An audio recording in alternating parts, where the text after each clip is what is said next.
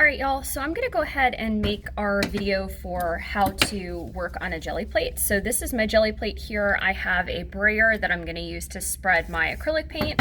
And I have a series of leaves that I'm going to print along with paper that have my initials on it. So really quickly, we are going to just go over the process of how to create a print, and then you will vary this process throughout your printing.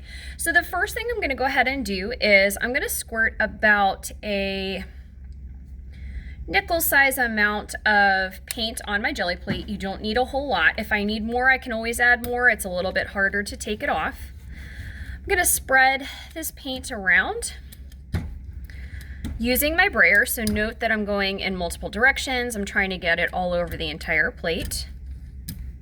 This is perfect. Okay, any excess paint that I don't need, I can roll off on extra paper, my ghost printing paper. Okay, so I have a jelly plate that has acrylic paint on it. Keep in mind, acrylic paint does stain if it gets on your clothing. And what I have here is I have a series of leaves. So I'm going to tell you all to basically put about 5 of these, arrange 5 pieces of nature, okay, if you will, on your jelly plate. Okay, so I'm going to think about where I'm putting these, where I would like to put them. And once you put them down, don't move them. Okay, and I'm missing one more leaf, so give me just a second. Ah, it fell on the floor, that's what happened. Okay, so this is my 5th one. I'm actually gonna arrange it right here. Let's see what it looks like. There we go. All right, so this is my arrangement, and then I'm gonna take a piece of paper that I want to print on, put it over top, and I'm going to press it down. Okay, so I'm gonna press it straight down. And then once I've pressed it straight down, I am going to hold with one hand and press with the other and give it a really good back rub.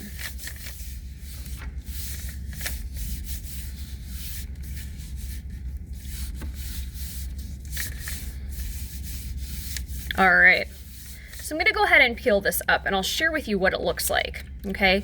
So this is what I call a shadow print. Okay, so let's see what this looks like. Dun, dun, dun, shadow print. All right. All right, so my shadow print turned out really good. Okay, so see how I have basically, it looks like shadows of my leaves. All right, if your shadow print doesn't turn out, that's totally fine. This would go on the drying rack. Now, the real magic happens for when I pull up my leaves, okay?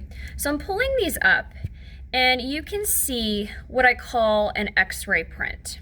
Okay, so right now the jelly plate and the paint has picked up all the little nooks and crannies. I love this, all the little nooks and crannies of these leaves.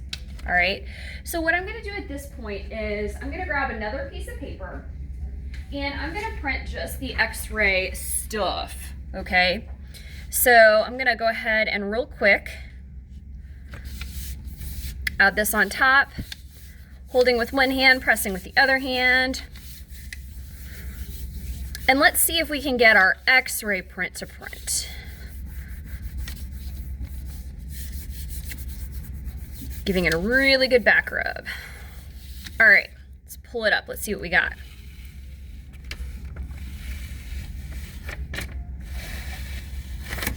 All right, check this out.